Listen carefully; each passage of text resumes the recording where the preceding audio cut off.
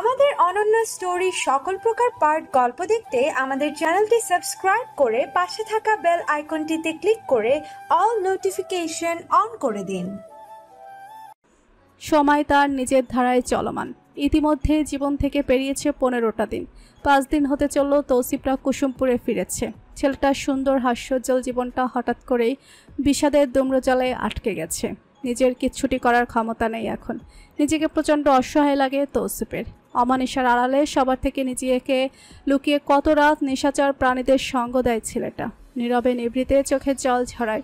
তৌসিফের যতদূর মনে পড়ে বোধবুদ্ধি হওয়ার পর থেকে কখনো কারোর ক্ষতি তো দূরে, কাউকে আঘাত দিয়ে একটা শব্দ মুখগহ্বর দিয়ে উচ্চারণ করেনি। তাহলে ওর সাথে তো কারোর কোনো প্রকার শত্রুতা থাকার কথা নয়। মূল কথা, শত্রুই যদি না থাকে তাহলে শত্রুতা আসবে কোথা থেকে? তবুও কোথাও একটা কিন্তু থেকে যায়। কে ওর সাথে এমনটা করলো, আর কেনই বা করলো? নিজের অজান্তেই কি কোনোভাবে কারোর স্বার্থে আঘাত দিয়ে ফেলেছে তৌসিফ? ইটের তৈরি দোতলা বিশিষ্ট ভবন। নেম প্লেটে বড় বড় অক্ষরে খোদাই করে লেখা শান্তিনের। নামের সাথে বসত বাড়িটার পরিবেশে বেশ মিল পরিলক্ষিত। সুউচ্চ প্রাচীর বেষ্টিত বাড়ির আঙ্গিনায় শত শত ফুলের সমাহারে তৈরি বাগান, সাথে পেয়ারা গাছ, বাতাবি লেবু গাছ। পেছনের দিকে বড় বড় বেশ কয়েকটা বয়স্ক মেহগনি, ইপিল ইপিল, কাঁঠাল আর আম গাছের মেলবন্ধন। বাড়ির পেছন দিয়ে বয়ে গেছে বিষ্ণু নদী। মিনিট 5 হাঁটলেই তটিনীর মনোমুগ্ধকর তরঙ্গের নৃত্য চোখের পর্দায় খেলা করে। দোতলায় পশ্চিমের দিকে নিজের রুমের ব্যালকনিতে বসে আছে তৌসিফ, দৃষ্টি নিবিষ্ট নদীর ওপারে। অনেকগুলো দিন কটকটি রানীর সঙ্গে কথা হয়নি, যার জন্য শত ব্যস্ততার মাঝেও প্রতি রাতের 20 মিনিট বরাদ্দ ছিল। আজ কতগুলো দিবা তার সাথে যোগাযোগ বিচ্ছিন্ন। নিজের হাতে সবকিছু করার ক্ষমতা যে হারিয়ে বসেছে তৌসিফ। এই অবস্থা থেকে কবে নাগাদ মুক্তি মিলবে স্বয়ং আল্লাহ তাআলা ভালো জানেন। তৌসিফ হতাশার শ্বাস ফেলে। সময় দিবসের প্রথম প্রহর। ঘড়িতে 7টা বেজে 20 মিনিট। অবনী শেখ সকালে নাস্তা হাতে তৌসিফের রুমে আসেন। আজ শুক্রবার হওয়ার দরুন গতকাল সন্ধ্যায় ভাইয়ের বাড়িতে এসেছেন অবনী শেখ। নিজের সন্তানের সমতুল্য তৌসিফকে বড়ই স্নেহ করেন তিনি। ব্যালকনিতে আছো তৌসিফ বাবা? হ্যাঁ মনি। অবনী শেখকে ফুফিমণি, কম মনি বেশি সম্বোধন করে তৌসিফ। ডাকটা এক প্রকার অভ্যাসে পরিণত হয়েছে। তৌসিফের উত্তর পেতেই সেদিকে হাঁটা ধরেন অবনী শেখ। মুস্কি হেসে তৌসিফের সামনে পেতে রাখা ছোট্ট টেবিলে নাস্তার ট্রে রাখেন। নিজেও পাশের চেয়ারটাতে বসেন। আলহামদুলিল্লাহ। তৌসিফ নামে কিছু একটা ভেবে মুখটা নামিয়ে ছোট্ট করে বলে, মনি আমায় একটু হেল্প করবে? তৌসিফের উদাস ভাবভঙ্গি দেখে বিচক্ষণ অবনী শেখ সহজেই বুঝতে পারেন ছেলেটা এখন কি বলতে চলেছে। কিন্তু এত বড় আঘাত আদতে সহ্য করতে পারবে তো? সেই মনোবল আদৌ আছে কি? বলো বাবা। আমার ফোনটা একটু আনবে মনি? অবনী শেখ কোনো কথা না বাড়িয়ে উঠে যান। স্টাডি টেবিলের উপর থেকে ফোনটা নিয়ে ফিরে আসেন। অবনী শেখ আসতেই তৌসিফ নিজের শুষ্ক খসখসে অধৈর্যরা জিহ্বার সিক্ত করে নেয়। গলনালি বেয়ে ভয়ার্থক ঢোক নেমে যায়। 1245 আনলক কোড। অবনী শেখ ডিজিটগুলো টাইপিং করে ফোনটা আনলক করে। কল লিস্টের টপেই কটকটি রানী নামে সেভ একটা নাম্বার আছে, ওটাতে একটু কল দিয়ে দিবি মনি? অবনী শেখ নির্দ্বিধায় কল দেন। ওনাকে তৌসিফ যতটা ভয় পাচ্ছে তার এক বিন্দু পরিমাণ ও কঠিনত্ব ওনার ভেতরে বিরাজমান নেই। খুবই সহজভাবে কাজগুলো করছেন, যেন সবকিছু সম্পর্ক নিয়ে আগাম অবগত। বিষয়টা তৌসিফকে ভাবালো, স্বস্তিও দিচ্ছে। পরপর 3 বার কল দেন অবনী শেখ, অথচ 3টা বারই অপরপক্ষের ফোন বন্ধ পাওয়া যায়। কথ্য ভাষায় যেটাকে বলে বৃথা চেষ্টা করা। তৌসিফের চোখে মুখে অমাবস্যা ঘনিয়ে আসে। সেদিকে অল্প সময়ে এক দৃষ্টিতে তাকিয়ে থাকেন অবনী শেখ। বুক চিড়ে বেরিয়ে আসে দীর্ঘশ্বাস। ত্রিদা বিয়ে করে নিয়েছে। তৌসিফ চকিতে ফিরে তাকায়। আখি জোড়ায় অবিশ্বাস্যতা বিদ্যমান। বুড়োদের মাঝে ভাজে স্পষ্ট। মনে যে তামাশা করার মতো নারী নন সেটা খুব ভালো করেই জানে তৌসিফ। আর তাতেই যেন রংধনুর 7 রঙের সাজানো ধরনীটা ক্রমশ এলোমেলো হয়ে ধসে পড়ে। হারিয়ে যায় তমসার অতল গহ্বরে। ছোট্ট একটা বাক্য তৌসিফকে ভেতর থেকে রক্তাক্ত জখম করে দেয়। অক্ষত হৃদয়খানা ক্ষতবিক্ষত হয়ে যায়। অদূরে এই গাছের মগডালে বাসা বাঁধা একদল বিহাঙ্গ তাদের নিজেদের ভাষায় কিচিরমিচিরের শব্দ তুলে ছেলেটাকে মৃত বলে ঘোষণা দেয়। আমরা মানুষেরা শুধু মাত্র দেহের মৃত্যু ঘটলেই তাকে মৃত বলি, আত্মার মৃত্যু ঘটলে কেন নয়? বুকটা ফেটে চৌচির অবস্থা। তৌসিফের বড্ড পানির তেষ্টা পায়। গলা দিয়ে অস্ফুট স্বরে বেরিয়ে আসে, পানি? অবনীশেখ দ্রুত পানির গ্লাস উঠিয়ে তৌসিফকে খাইয়ে দেন। ছেলেটা সময় নিয়ে নিজেকে ধাতস্থ করার চেষ্টা করে, তবে খুব একটা সক্ষম হয় না। ঠোঁট দুটো থরথরিয়ে কাঁপছে। মনি, আমার অন্তরটা এমন জ্বলছে কেন গো? আমার আশেপাশে তো আমার প্রিয়জন, আপনজন, খুব কাছের মানুষ ছিল, তাহলে আমায় বিষ দিল কে? আমি কি তবে বেঁচে থেকেও মরে গেলাম মনি? আমার এমন অশান্তি অনুভব কেন হচ্ছে? কথাগুলো বলতে বলতেই চোখ দিয়ে পানি গড়িয়ে পড়ে তৌসিফের। ছেলেটা ডুকরে কেঁদে ওঠে। অবনীশেখ তৌসিফকে নিজের বুকে আগলিয়ে নেন। ছেলেরা নাকি আকাশসম যন্ত্রণা লুকিয়ে হাসতে জানে, সহজে কাঁদে না। তবে কি নিজের না হওয়া প্রিয়তমার দেওয়া ইচ্ছাকৃত আঘাতটা হৃদগহীনে খুব গভীর ক্ষত এঁকেছে? উত্তপ্ত ঢাকা শহর কোলাহলপূর্ণ পরিবেশের সাথে প্রকৃতির উষ্ণতা মিলেমিশে তৈরি করেছে অসহনীয় পরিবেশ। নির্দয় দিবাকরের অবস্থান ঠিক মাথার উপর। এই অতিশয় তাপের মধ্য দিয়ে ফুটপাত ধরে দিব্যি হেঁটে চলেছে শান্ত, ঘর্মাক্ত শরীর। গায়ে জড়ানো অ্যাশ কালারের শার্টটা ভিজে চুপচুপে হয়ে শক্তপোক্ত দেহের সাথে এটে সেটে আছে। হাতে সফেদ রঙা একটা ফাইল, যেথায় এই 28 বছর জীবনের সবটুকু অর্জন নিবদ্ধ। আজ 2 দিন ধরে ঢাকায় পাগলের মতো এদিক ওদিক ছুটে চলেছে, তবুও জীবনের কুলকিনারা খুঁজে পেতে ব্যর্থ। এখনকার বাজারে চাকরি মেলা ভার, তা যেন দূর আকাশের নক্ষত্রের মতো ধরাছোঁয়ার বাইরে চলে গেছে। আর টাকা না থাকলে তো কোনো কথাই নেই। এই 2 দিনে 2টো চাকরির পরীক্ষা দিয়েছে শান্ত। এখন দেখা যাক কি হয়, সবটা আল্লাহ ভরসা। ওই বাড়িতে মায়াকে আর একদণ্ড রাখা যাবে না। সেদিন মায়ার কাকুতি মিনতিতে বাধ্য হয়ে শান্ত বড় কোনো ঝামেলা বাঁধায়নি। আম্মা নামক মানুষটা যে অকস্মাৎ নিজের রূপ বদলিয়ে ফেলবে, শান্ত সেটা কস্মিন কালেও ভাবেনি। মা বাবা ভাই ভাবির সঙ্গে মায়াকে নিয়ে কত সুন্দর একটা সংসারের স্বপ্ন দেখেছিল ছেলেটা। আফসোস সেই স্বপ্ন কখনোই পূরণ হওয়ার নয়। আম্মার এই আচরণ যে শান্তকে ভেতর থেকে নিঃশেষ করে দেয়, উনি কি তা একটা বারও বোঝেন কিংবা বোঝার চেষ্টা করেন? হয়তো না।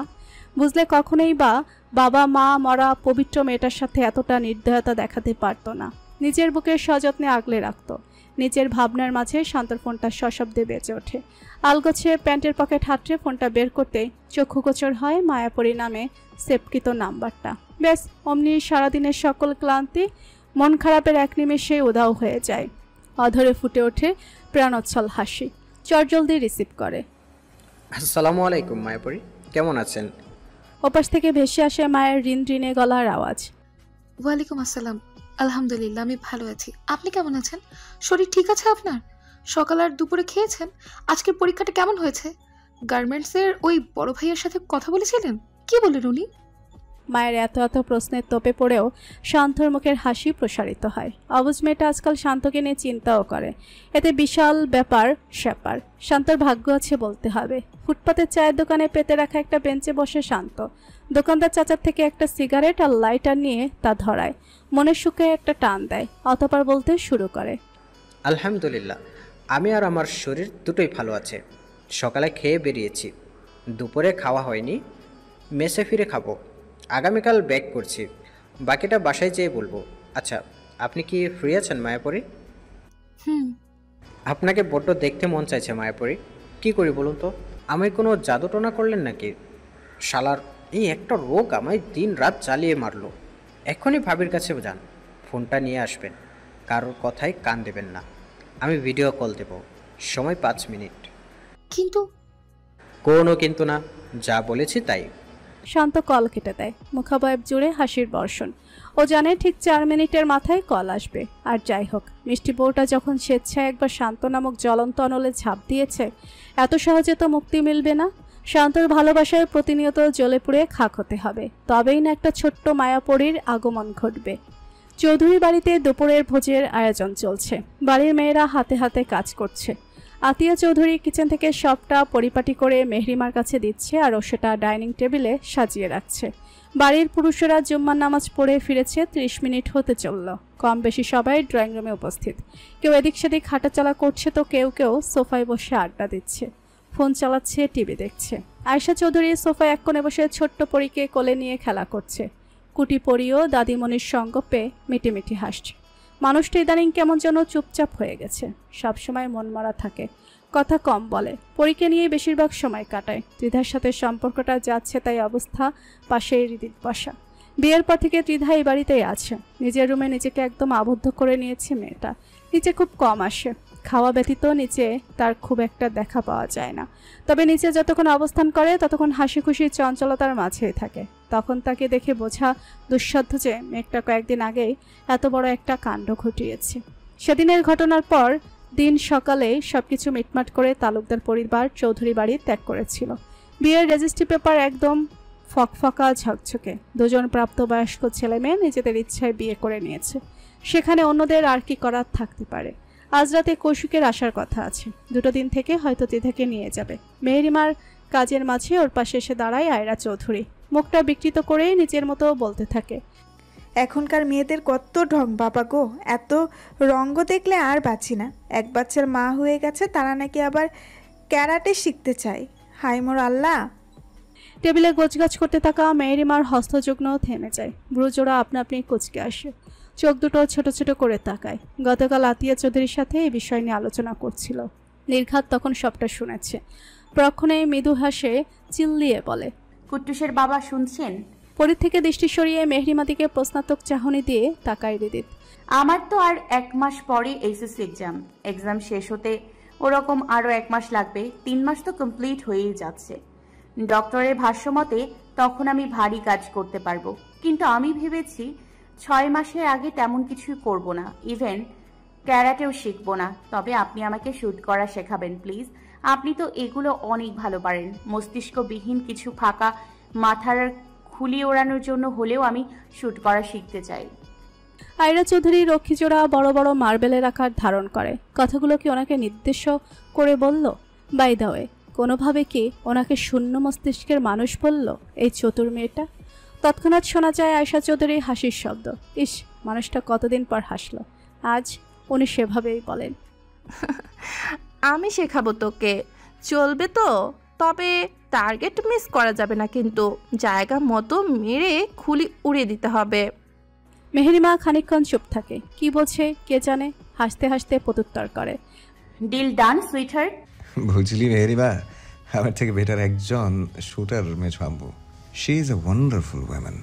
রিদিতের কথায় মেহেরিমা ওষ্ঠদয়ে হাসি বজায় রেখেই জবাব দেয়, আরে বাস দোস্ত, তাহলে তো খেলা জমে ক্ষীর। এবার কথা কম বলে জলদি হাতের কাজ ছেড়ে ফেলতো। মাহিরাকে খাওয়াবি কখন? তুই আমার মেয়ের বিষয়ে বড্ড ইরেসপন্সিবল। ব্যাস মুহূর্তে মেহেরিমা তেতে ওঠে। রাগে রীতিমতো গজগজ করতে করতে শুরু করে। একটা কিছু হলেই এই লোকের খালে এই এক ডায়লগ, মেহেরিমা না খাওয়ালে খাওয়াটা কে খাবে? মেয়ের যত্ন নেয় কে? নিজে তো দিন রাত 24 ঘন্টার 15 ঘন্টায় বাইরে থাকে, আবার বড় বড় লেকচার ছাড়ে, অসহ্যকর। আমি যখন খাওয়াই না আর খাওয়াবই না। যার এত গজর, যে যেন নিজেই করে সবটা। গটগটে পায়ে হেঁটে কিচেনে চলে যায় মেহেরিমা। হৃদিত হতভম্ব ক্ষীণস্বরে আওড়ায়, আরে আজব, কি এমন বললাম যে এত রেগে গেল? এ তো মহাজালায় পড়লাম আমি। ওরে রাগাবি কম বাবা, মেয়েটা মানসিক শারীরিক কোনোভাবেই ঠিক নেই, তবুও ওই অবসাদগ্রস্ত শরীর টেনে পরের দেখভালের পাশাপাশি টুকটাক নিজের কাজগুলো পড়াশোনা সামলায়। আরে তুমি ওর সাপোর্ট নিচ্ছ, আমি তো ওর পিছনে লাগিই না। এখন তো দেখছি সবাই আমার এগেইনস্টে। শেষমেশ আমার মেয়েটাকেও ভুলভাল বুঝিয়ে এই নিষ্পাপ আমিটার বিরোধী দল বানিয়ে না দেয় ওই মেয়ে। ওটা আমার এক বিন্দুও ভরসা নেই। রিদিতের কথা শুনে আয়েশা চৌধুরী পুনরায় উচ্চস্বরে হেসে ওঠেন। চক্ষু দেয় খুশির বাড়ি উকি দেয়। রিদিত উঠে দাঁড়ায়, মন্থর গতিতে কিচেনের দিকে হাঁটা ধরে। মহারানীর রাগ ভাঙাতে হবে, বেজায় চটে আছে। মেহেরিমার দৃষ্টি আকর্ষণের জন্য কিচেনের দরজায় হেলান দিয়ে বুকের উপর হাতজোড়া ভাঁজ করে বেশ স্টাইলিশভাবে দাঁড়ায় রিদিত। কিন্তু মেয়েটা ওরে দেখেও যেন দেখল না। প্রেয়সীর আখিতে নিজেকে আবিষ্কারের উছিলায় কত শত কাহিনী করতে থাকে। শেষমেশ শীষ বাজিয়ে বেচারা ছেলেটা সার্থক হয়। কিচেনে অবস্থানরত সকলের অধরে চাপা হাসি বিরাজিত। মেহেরিমা তাকিয়ে ভেঙচি কাটে। হৃদিত এক চোখ টিপে অধৈর্যগল কিঞ্চিত উঁচিয়ে সবার চোখের অন্তরালে ফ্লাইং কিস ছুড়ে মারে। মেহেরিমা কটমটিয়ে খুন্তি হাতে তেড়ে যেতে নিলেই স্যারেন্ডার ভঙ্গিতে হস্তজোড়া উঁচু করে ওখান থেকে চটজলদি কেটে পড়ে। পাছে যদি সত্যি মেরে দেয়, বউয়ের হাতে মার খেলে তখন আর মান ইজ্জত কিছুই অখণ্ডিত থাকবে না। দেখা যাবে পত্রিকায় ছাপানো সহ টিভি নিউজ চ্যানেলগুলোতে ক্যালানো লাইভ ব্রডকাস্ট হচ্ছে। কোথাও মুখ লুকানোর জায়গা অবধি মিলবে না। হৃদিত যেতে মেহেরিমা আলগোছে মুচকি হাসে। পূর্ব দিগন্তে প্রভাকর ক্ষণে ক্ষণে উকি দিয়ে চলেছে। বড় বড় গাছপালার ফাঁকফোকর দিয়ে সূর্যরশ্মি আলগোছে ভূমি স্পর্শ করছে। চৌধুরী বাড়ির সকল সদস্যরা খাবার টেবিলে উপস্থিত, শুধুমাত্র কৌশিক ব্যতীত। গতকাল মধ্যরাতে এই বাড়ির প্রাঙ্গণে নিজের পদযুগল ঠেকিয়েছে। সাত সকালে মেন গেট ধরে হন্তদন্ত পায়ে চৌধুরী বাড়িতে প্রবেশ করে তৌসিফ। গেটের ওপাশে ভাই সমতুল্য একজন বন্ধু বাইক দিয়ে দাঁড়িয়ে আছে, তার চোখ মুখ বেজায় শুকনো। এই বেইমান মেয়ে, চৌধুরী বাড়ির একমাত্র কন্যা, বাইরে বেরিয়ে এসো। তোমার সাথে আমার এখন অনেক হিসাব নিকাশ বাকি আছে। নিজের কণ্ঠের সবটুকু জোর খাটিয়ে চিৎকার করে ত্রিধাকে ডাকার প্রচেষ্টা চালায় তৌসিফ। তৌসিফের গলার স্বর কর্ণধার হতেই কলরবপূর্ণ ডাইনিং টেবিলের পরিবেশ নিস্তব্ধতায় জেঁকে ধরে। সবার মুখাবয়ব থমথমে রূপ ধারণ করে। ত্রিধা মাত্রই খেতে নিচ্ছিল। অতি পরিচিত কণ্ঠে ছলাৎ করে ওঠে হৃৎপিণ্ড। ক্রমশ ধীর হয়ে আসে হৃদস্পন্দন, আপনা আপনি মুখ দিয়ে অস্ফুট স্বরে বেরিয়ে আসে, তৌসিফ। মেয়েটার এক বিন্দু অপেক্ষা না করে দৌড়ে যায় চৌধুরী নিবাসের গেটের দিকে। শরীর জুড়ে মৃদুমন্দ গতিতে হাওয়া বয়ে যায়। ত্রিধার গোলাপি রঙের শাড়ির আঁচলটা উড়িয়ে নেয় নিজেদের সাথে। সদ্য বিবাহিত এক কিশোরী রমণীর শাড়ির আঁচল উড়িয়ে ছুটে চলেছে। কি মনোরম চোখ ধাঁধানো দৃশ্য, দেহ জুড়ে উপচে পড়া সৌন্দর্য পরিলক্ষিত। সদর কপাট পার হতেই কৌশিককে দেখেই থমকে দাঁড়িয়ে পড়ে ত্রিধা। কয়েক হাত দূরে ভঙ্গুর বিধ্বস্ত অবস্থায় তৌসিফ, আর নিজের পাশেই কৌশিক দাঁড়ানো, যাকে এই জগৎ সংসার স্বামী হিসেবে স্বীকৃতি দিয়েছে। ভাগ্যের একই নির্মম পরিহাস। কৌশিক কপালে ভাঁজ ফেলে তাকিয়েছে ত্রিধার দিকে। ব্যাস, মেয়েটার এক কদম সামনে এগোনোর সাহস পায় না। ত্রিধাকে বাইরে আসতে দেখেই তৌসিফ নিজেই খানিকটা এগিয়ে আসে। দূরত্ব বজায় রেখে শটান হয়ে দাঁড়ায় ছেলেটা। মলিন নেটে ত্রিধাকে পর্যবেক্ষণ করে কিয়ৎ সময়। ত্রিধা ওই দৃষ্টিতে দৃষ্টি স্থাপনের সাহস পায় না, চোখ নামিয়ে নেয়। পরপরই কৌশিকের দিকে তাকায় তৌসিফ। অধরে দেখা মেলে এক টুকরো তার ছেলের হাসি। আমাকে কেন ছেড়ে গেলে দিদা? আর 2 বছর সময় দিলে না আমায়? অপেক্ষা করলে না আমার জন্য? দেখো আমার কি অবস্থা, তবুও মন মস্তিষ্ক সবটা জুড়ে তোমার বিচরণ। এমন বৃষ্টিভাবে কেন ঠকালে আমায়? তোমার হাজব্যান্ডের মতো অতটা টাকা নেই, রিজন কি একমাত্র এটাই? ত্রিধা চমকে মাটি থেকে নজর তোলে। না হওয়া প্রিয় মানুষটার মুখে এই প্রথম নিজের নাম শুনতেই শরীর জুড়ে অদ্ভুত শিহরণ খেলে যায়। আকাশসম অভিযোগের পৃষ্ঠে মুখ দিয়ে কিছু উচ্চারণ করতে নিয়েও থেমে যায় ত্রিধা। কণ্ঠনালী রোধ হয়ে আসে। এই জগতে সে তো একজন দোষী, তাহলে নিজেকে তো ভালো প্রমাণ করে কোনো লাভ নেই। তা কেবলমাত্র মানুষ শাসনের কাজ হবে। অজানা যন্ত্রণায় পিষ্ট হয়ে ওঠে বুকের মধ্যিখানে জমতে থাকা মাংসল পিণ্ডটা। উত্তর নেই মেয়ে, জানো তো, loyalty is more attractive than a pretty face. এত মারাত্মক সুন্দর অভিনয় কীভাবে করলে মেয়ে? কেন এভাবে হাসি খুশি আমিটাকে ভেতর থেকে মেরে দিলে?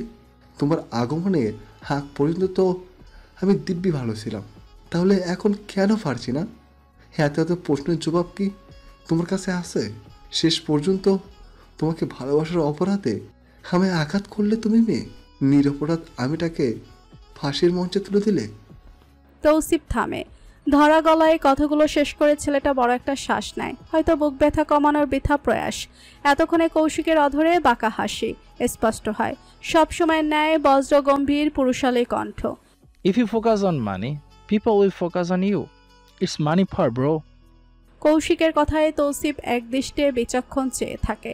সত্যি কি তাই? মন গহীনের প্রশ্ন রয়ে যায়। কৌশিকের দিকে অগ্রসর হয়ে কিছুটা ঘনিষ্ঠ হয়ে দাঁড়ায় তৌসিফ। চোখে চোখ রাখে, আওয়াজ গলার খাদে নামিয়ে আনে। যেখানে আমি হারবো সেখানে কাউকে জিততে দেব না। If I play to win. You can't. অধরে বক্র হাসি অক্ষত রেখে নিজস্ব ভঙ্গিতে বাড়ির ভেতরে চলে যায় কৌশিক। প্রশস্ত হস্তযুগের স্থান মেলে গুচি ব্র্যান্ডের জিন্স প্যান্টের পকেটে। কিছুটা সময় পেরোয়। তৌসিফ নড়ে চড়ে নিজ জায়গা থেকে সরে আসে, ঠিক ত্রিধার মুখোমুখি দাঁড়ায়। I never lie but you did. একটা কথা রাখবে, আমার দেয়া নিকনেম ডাকার অধিকারটা এ জীবনে কাউকে দেও না। কথা দিচ্ছি, টাকার গোডাউন করবো আমি। টাকার বিনিময়ে যদি ত্রিধারা বিক্রি হয় তাহলে সেই টাকার পাহাড় তুলবে তৌসিফ। কণ্ঠস্বরে ভাসমান না পাওয়ার আর্তনাদ, হাহাকার। মুখনিসৃত বলিগুলো যতটা দৃঢ়, স্বর ততটাই ভঙ্গুর। বাড়ির সদস্যরা সবাই নীরব দর্শক। এখানে কি বা বলার করার থাকতে পারে? কাহিনী শেষ হলেই হয়তো নিজেদের কাছে দিক বিদিক ছুটবে। হৃদিত নিজ জায়গা থেকে শিথিল কণ্ঠে অবরুদ্ধ প্রকৃতিতে আওয়াজ তোলে। আই সোয়ার তৌসিফ, তুমি সচক্ষে প্রতিটা বিট্রেয়ারদের জীবন জ্বলন্ত অনলে পুড়ে নিঃশেষ হয়ে যেতে দেখবে। তালুকদারদের ধ্বংস দেখবে, ওরা নির্বংশ হবে। হৃদিতের কথার সমাপ্তি ঘটতে শোনা যায় ত্রিধার কম্পিত গলায় অস্পষ্ট ডাক, মুখমণ্ডলে অবিশ্বাস্যতা বিদ্যমান, চোখ দুটো ঠিকরে পড়ার উপক্রম, যেন ভাইয়ার থেকে এমন কথা চরম অপ্রত্যাশিত। ভাইয়া? সেটা হৃদিত শুনেও শুনল না। সবটা কি বোনের প্রতি অভিমান, রাগ থেকে জন্মিয়েছে, নাকি ঘটনা অন্য কিছু? মেইন গেটের দিকে হাঁটা ধরে হৃদিত মন্থর গতিতে বাড়ি থেকে বেরিয়ে যায়। হৃদিত যেতেই শেষবারের মতো ত্রিধার আননে নিবিড় দৃষ্টি স্থাপন করে তৌসিফ, অতঃপর নীরবে প্রস্থান করে। একসঙ্গে বাধা দুটো মনের বিচ্ছেদ ঘটে, নিজেদের জগৎ রাস্তা সবটা পাল্টিয়ে যায়। পরিবর্তন হয় ভালোবাসার ডেফিনেশন। একজন আরেকজনের চোখে সারাটা জীবনের মতো ঘৃণিত ব্যক্তি, প্রতারক হিসেবে পরিচিত হয়। এমন মর্মান্তিক বিচ্ছেদ বোধহয় এর আগে ঘটেনি। তৌসিফের যাওয়ার দিকে একচিত্তে তাকিয়ে রয় ত্রিধা। আহা, এই মানুষটাকে কত কিছুই না বলা ছিল, মানুষটার সাথে একটা সুন্দর সংসার বাঁধাচ্ছিল, কথা দিয়েছিল তো ত্রিধা। কিন্তু আফসোস, মেয়েটা না পারল নিজের কথা রাখতে, আর না পারল কিচ্ছুটি বলতে। মূলত ভাগ্য সেই সুযোগটুকু রাখে নেই। চোখ দুটো নিজ ধারায় বর্ষণ নামায়। তৌসিফের পিছু ছোটে মেহরিমা। এভাবে খালি মুখে যেও না ভাইয়া। ও ভাইয়া থামো, আমার কথাটা একবার শোনো। তৌসিফ সেদিকেই গ্রাহ্যই করল না। অপেক্ষারত বন্ধুর বাইকে উঠে চলে গেল। মিনিটেই দৃষ্টি সীমানার বাইরে চলে যায় ছেলেটা। মেহেরিমা গেটের হাতল ধরে ফুঁফিয়ে ওঠে। দুপুর 2:15। মাত্রই কলেজ আঙ্গিনায় ছুটির ঘণ্টা বেজেছে। কলেজ গেটে ছাত্রছাত্রীদের অবিরল ধারায় ঢল নেমেছে। গেটের একপাশে তাইফ আর তাবান বাইক নিয়ে দাঁড়িয়ে রয়েছে। প্রতীক্ষার প্রহর গুনে চলেছে। এই ভাই, তুই সত্যিই ওরে প্রপোজ করবি? তাইফের কথায় তাবান ভুরু কুচকায়। মিথ্যে মিথ্যে আবার কে প্রপোজ করে ভাই? জবাবে তাইফ কিছু বলতে নিবে তার আগেই তাবানের ইশারায় অগত্যা চুপ হয়ে যেতে হয়। তাবানের দৃষ্টি লক্ষ্য করে দৃষ্টিপাত করে। অনামিকা গেট দিয়ে বেরিয়েছে। তাবান চটজলদি বাইক থেকে নেমে পড়ে। অনামিকা ততক্ষণে গাড়ির দিকে হাঁটতে শুরু করেছে। নিজেকে পরিপাটি করে গাড়ির উপর রাখা 100 লাল গোলাপের সহিত তৈরি ফুলের বুকেটটা হাতে তুলে নিয়ে অনামিকার দিকে দৌড় লাগায় ছেলেটা। এই মেয়ে শোনো। নিজের নাম কর্ণগোচর হতেই পিছু ফিরে তাকায় অনামিকা। তাবানকে দেখেই ভুরুদয়ের মাঝে দুটো ভাঁজ ফেলে প্রশ্নাত্মক চাহনি নিক্ষেপ করে। কোনো তালবাহনা না করেই তাবান হড়বড়িয়ে বলতে শুরু করে। শোনো মেয়ে, আমি অত ঘুরিয়ে পেঁচিয়ে কথা বলতে জানি না। এই বিচ্ছেদ আর না পাওয়ার যুগে এসে তোমাকে নিয়ে কোনো প্রকার রিস্ক নিতে চাই না আমি। দেবদাস হওয়ার কোনো ইচ্ছে নেই আমার। অলরেডি আমার দুটো ভাই সেই রাস্তার পথিক। ওদের কুলক্ষণ বাতাস যদি আমার গায়ে এসে লাগে তখন? তাই আর অত ভাবাভাবির মাঝে নেই আমি। ভালোবাসি তোমায়, কোনো প্রকার প্রেম টেম করতে পারবো না। আগামীকাল সন্ধ্যায় তোমাদের বাসায় স্বয়ং চৌধুরী পরিবারের উপস্থিতি পাবে। অনামিকা মনে মনে বেশ খুশি হয়, সাথে খুব হাস্য। এটা আবার কেমন স্টাইলে প্রপোজ? অবশ্য জেনজেট মানেই ইউনিক। মুখটা ভার ভার রেখে রাগত চেহারায় বলতে চেষ্টা চালায়। কিন্তু আমি তো আপনাকে ভালোবাসি না। আমিও তো ভালোবাসতে বলিনি। আমায় বিয়ে করলেই চলবে, ভালোবাসাবাসি পরেও করা যাবে। ছি, নির্লজ্জ। জাস্ট ফর ইউ সোনা। ওয়ে সোনা। তুমি বদ্ধ পাগল। এই পাগলামি শুধুমাত্র আমার শ্যামবতীর জন্য। হ্যাঁ হ্যাঁ, দেখা যাবে। দেখিয়েই দেব। দেখানোর জন্যই তো বিয়ে করতে চাইছি। আপনি কি থামবেন নাকি আমি চলে যাব? আরে রাগ করে না। তোমার ওই টানা টানা গভীর নেত্রযুগল বন্ধ করো প্লিজ। কেন? আপনি কি ফোন দিয়ে আসছেন বলুন তো? ভাবসাব সুবিধার লাগছে না। আরে বন্ধ করেই দেখো না। অনামিকা এতদিনে বুঝেছে এই ছেলে নাছরবান্দা টাইপ, তাই বেহুদার সময় ব্যয় না করে আখি যুগল বুঝে নেয়। অমনি পেছনে লুকিয়ে রাখা ডান হাতটা সামনে আনে তাবান। দৃশ্যমান হয় এক সুবিশাল কুসুম স্তবক। ওপেন ইওর আইস শ্যামবতী। অনামিকা ধীরে ধীরে নিজের চক্ষু জোড়া মেলে তাকায়। হতভম্ব হয়ে যায় মেয়েটা।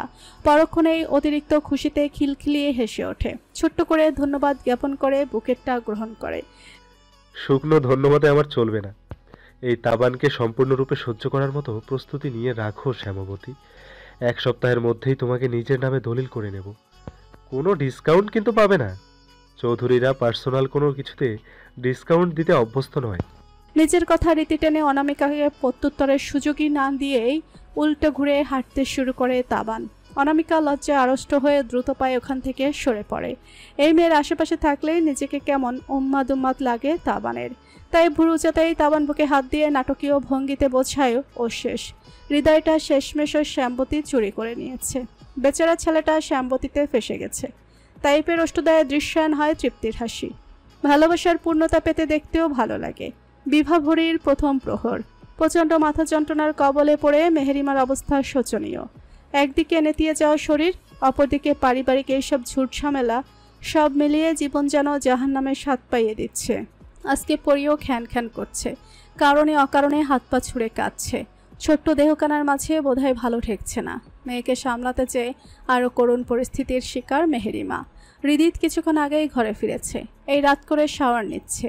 গরমের উৎপাতে এই আহামরি কিছু না। শাওয়ার কমপ্লিট করে বেরিয়ে আসে হৃদিত। ডান হাতে টাওয়াল, তা সিক্ত চুলে চলমান। মেহেরিমার পাণ্ডুর মুখটা অক্ষিপটে আসতেই ভুরুচোড়া নিচে থেকেই কুচকে যায়। তোর কি শরীর খারাপ লাগছে অ্যানাবেলা? হৃদিতের কণ্ঠ শ্রমণীয় পৌঁছাতেই মেহেরিমা ফ্যাকাশে চোখে তাকায়। ব্যাস, ওরে মুখ ফুটে আর একটা শব্দ বলতে হয় না। হৃদিত যা বোঝার বুঝে ফেলে। দ্রুত পদযুগলে হনহনিয়ে রুম থেকে বেরিয়ে যায়। ঠিক 5 মিনিটের মাথায় খাবারের প্লেট হাতে রুমে আসে। বিছানার দিকে এগিয়ে যেয়ে মেহেরিমার মুখ বরাবর বসে। কোনো শব্দ ছাড়াই খাবারের লোকমা তুলে ধরে। মেহেরিমা চক্ষু বেয়ে পানি গড়িয়ে পড়ে। তা লক্ষ্য করতেই হৃদিতের বক্ষস্থল কেঁপে ওঠে। কি হয়েছে জান? কাঁদছিস কেন? খুব কি বেশি খারাপ লাগছে? কোথাও কষ্ট হচ্ছে তোর? আমি একটু মানসিক শান্তি চাই পরীর বাবা। আমার ভাগ্যে কি কখনো একটু শান্তি মিলবে না? জীবন আমায় নিয়ে এভাবে কেন খেলছে? হৃদিত নীরব থাকে। এর উত্তর হৃদিতের কাছে নেই। মেয়েটাকে নিজের সাথে জড়িয়ে পর্যন্ত একদণ্ড শান্তি মিলল না মেয়েটার জীবনে। এর থেকে নিজের শত কষ্ট হলেও ওর থেকে দূরে থাকাই বোধহয় সহস্রগুণ ভালো ছিল। কিন্তু নসিবের উপর কি আর কোনো জোর চলে? সেখানে যতটুকু সুখ বরাদ্দ আছে ততটুকু সুখ শান্তি এই জীবনে মিলবে। তিল পরিমাণ এদিক ওদিক হওয়ার সুযোগ নেই। হৃদিতকে নিরুত্তর দেখে মেহেরিমা পুনরায় প্রশ্ন ছড়ে। ত্রিধা নিজ ইচ্ছায় কৌশিক তালুকদারকে বিয়ে করেনি, তাই না? আপনি তো বোধহয় সবটা জানেন, তবুও কেন নিজের বোনের বিপরীতে যাচ্ছেন? স্রোতের বিপরীতে সাঁতার কাটতে অভ্যস্ত। আমার প্রশ্নের উত্তর কখনো পাইনি। আমি কিছু জানি না, বিশ্বাস কর। এই জীবন আমায় শেষ করে দিয়েছে। প্রতিনিয়ত দম বন্ধ হয়ে আসে আমার। এই যাতনার বেড়াজাল থেকে মুক্তি চাই আমি। নৈশব্দ প্রকৃতিতে হৃদিতের কণ্ঠনালী নিশ্চিত কথাগুলো আলোড়ন তলে। গলাটা বড্ড অসহায় শোনায়। মানুষ জীবনের ঠিক কোন পর্যায়ে চলে গেলে মুক্তি চাইতে পারে। মেহেরিমা ডুকরে কেঁদে ওঠে। মায়ের কান্নার আওয়াজ কর্ণে পৌঁছাতেই ছোট্ট পরিও কাঁদতে আরম্ভ করে। মেহেরিমার সাথে পাল্লা দিয়ে কান্না ক্রমশ ভারী হতে থাকে। অবস্থা বেগতিক দেখে হৃদিত দ্রুত ওয়াশরুমে যেয়ে হাত ধুয়ে আসে। পরীকে কোলে উঠিয়ে থামানোর চেষ্টা চালায়, সার্থকও হয়। হাঁটতে হাঁটতে রুমের দরজার দিকে যেতে নিলেই শোনা যায় মেহেরিমার নিস্তেজ আওয়াজ। আপনি আমাকে অলিভিয়ার তাজা রক্ত দিয়ে শাওয়ার নেওয়াইছিলেন, তাই না? আমার এই সামান্য দেহ সতেজ টকটকে লাল রক্ত পান করেছে, স্নাত হয়েছে। আপনার অ্যানাবেলার কথাটা একটাবারও ভাবলেন না? আমি মানসিকভাবে বিক্ষিপ্ত। এ কেমন ভালোবাসা আপনার? ভালোবাসার ইতিহাসে এমন জঘন্য নিষ্ঠুর ভালোবাসার কখনো না আসুক। হৃদিতের চলন্ত পাজোড়া থেমে যায়। পিছু ঘুরে নমনীয় হাড়ের সহায়তায় কটমটিয়ে শব্দ তুলে ঘাড়কাত করে হিংস্র চাহনি নিবেশ করে। নীল রঙের মণিজোড়ায় অবিনাশী রূপ বিরাজিত। সেকেন্ডের ব্যবধানে এমন পরিবর্তনে মেহেরিমা ভড়কে যায়। ভয়ে নিজেকে আরো গুটিয়ে নেয়। বিছানার এক কোণে গুটিসুটি মেরে পড়ে থাকে। এই শান্ত আমিটাকে ভালো লাগছে না? অস্বাভাবিক কণ্ঠধ্বনি। সাধারণ হৃদিত আর এই হৃদিতের মাঝে বিস্তর ফারাক। তবে তা মেহেরিমাকে দমাতে ব্যর্থ। তৎক্ষণাৎ মেয়েটা রণমূর্তি আকার ধারণ করে। হৃদিতের থেকে দ্বিগুণ তেজ দেখিয়ে কঠিনতম শব্দ উচ্চারণ করে। আপনি সব সময় আমার যাতনা দ্বিগুণ বাড়িয়ে দেন। আপনি এমন কেন বলুন তো? লিসেন বেবি গার্ল, আমি পৃথিবীর সবচেয়ে নির্দয় হিংস্র প্রেমিক। খারাপের সর্বোচ্চ কোঠায় আমার অবস্থান, যেখানে পৌঁছানো কোটি মানুষের শত জনমের স্বপ্ন। তারা জানে অঘোষিত মৃত্যুর সাক্ষাৎ ঘটবে, তবুও আমি পর্যন্ত পৌঁছাতে পারবে না। আপনার মতো হওয়ার থেকে মৃত্যুকে আলিঙ্গন করা শ্রেয়। মধ্য রজনী। নিশুতি রাতের বুক চিরে শোনা যাচ্ছে বন্য পশুদের ভয়ঙ্কর হুঙ্কার। সেদিকে বিশেষ কোনো মাথা ব্যথা নেই জায়ানের। জায়ান বিগত দিনগুলো থেকেই সুবিশাল একটা ডুপ্লেক্স বাড়িতে অবস্থান করছে। বর্তমানে সবটা অভ্যাসে পরিণত হয়েছে। দীর্ঘদিন পর এই একাকিত্বের জীবনটা ভালোই উপভোগ করছে। আজীবন এমন থাকতে পারলে মন্দ হয় না। ছেলেটা ভিডিও গেম বড্ড আসক্ত। মূলত এই গেম খেলেই ওর দিন রাত কাটে, সময় কাটে। অন্যান্য সময়ের মতো আজও ড্রয়িং রুমে গিয়ে প্রথম গেম নিয়ে বসেছে। সবটুকু মনোযোগ গেমে নিবিষ্ট। অকস্মাৎ কলিং বেল বাজতেই জায়ানের মুখমণ্ডলে খুশির ঝিলিক ছড়িয়ে পড়ে, যেন বহু আকাঙ্ক্ষিত কিছু পেতে চলেছে। দ্রুত গেম অফ করে লাফিয়ে সোফা পার করে দরজার দিকে ছোটে। তড়িঘড়ি করে দরজাটা খুলে দেয়। মানসপুটে ভাসে অতি কাঙ্ক্ষিত শানিত বদন। হাসি খুশি স্বরে বলে ওঠে, hey Ridit bro, what's up? I am eagerly waiting for you. রজনীর শেষ প্রহর, সম্ভবত 4টার ঘরে ঘড়ির কাঁটার অবস্থান। মেহেরিমার ঠিক জানা নেই ফোনটা খাটের পাশে পেতে রাখা বক্সের উপরই অযত্নে পড়ে আছে। হাত বাড়িয়ে সেই ফোনটা ওঠানোর ইচ্ছা শক্তিটুকু মেহেরিমার মাঝে অবশিষ্ট নেই। আলসেমি নাকি অন্য কিছু বোঝা মুশকিল। রাতে বাসায় ফেরেনি হৃদিত। সেই যে ঘর থেকে বেরিয়েছে আর এমুখ হয়নি মানুষটা। কোথায় আছে কে জানে। মেহেরিমার দুশ্চিন্তাও হচ্ছে বেশ। রাতভর নেত্রপল্লবের সংযোগ ঘটেনি। নিজের ভাবনার মাঝেই দরজা খোলার শব্দে নড়ে চড়ে ওঠে মেহেরিমা। হৃদিত রুমে এসে সোজা ওয়াশরুমে ঢুকে পড়ে। আজ একটু বেশি সময় নিয়েই ফ্রেশ হয়। ওয়াশরুম থেকে বেরোয় উন্মুক্ত শরীরে। পরিহিত ব্র্যান্ডের ব্ল্যাক জিন্স প্যান্টটা খানিকটা নাভির নিচে নেমেছে। সেভাবেই ব্যালকনিতে হাঁটা ধরে। মেহেরিমা ঘুমের ভান ধরে রয়েছে। হৃদিত যেতেই উঠে বসে। ব্যালকনিতে পার্পল কালারের একটা বাল্ব জ্বলছে। সে মৃদু পার্পল আলোয় দৃশ্যমান হয় কালো নিকোটিনযুক্ত ধোঁয়া। মেহেরিমা বুঝতে পারে জনাব cigarette ফুঁকছে।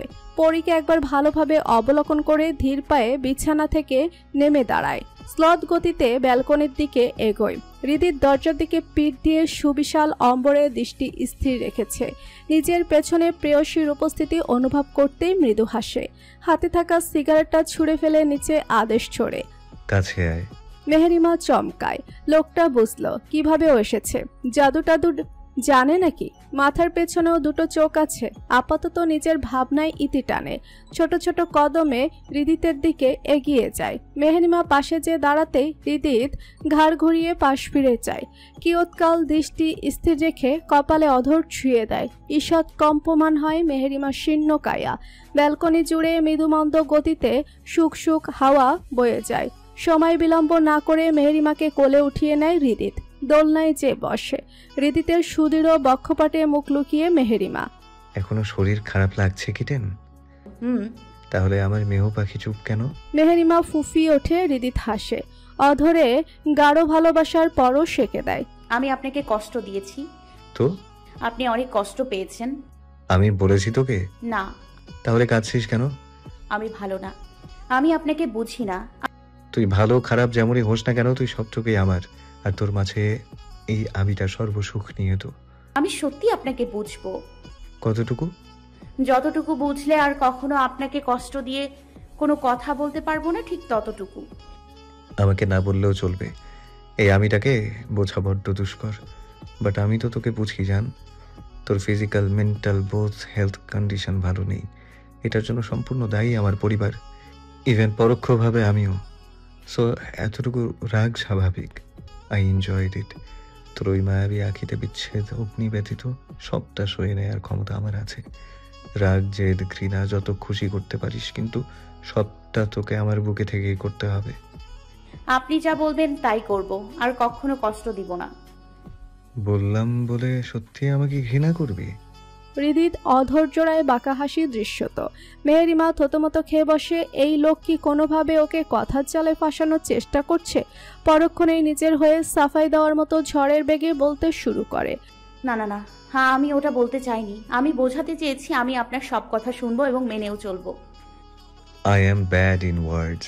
I hope you are good in reading eyes. আপনার ওই নীল চোখের গভীরতা সীমাহীন। আমি বুঝতে বারংবার অক্ষম।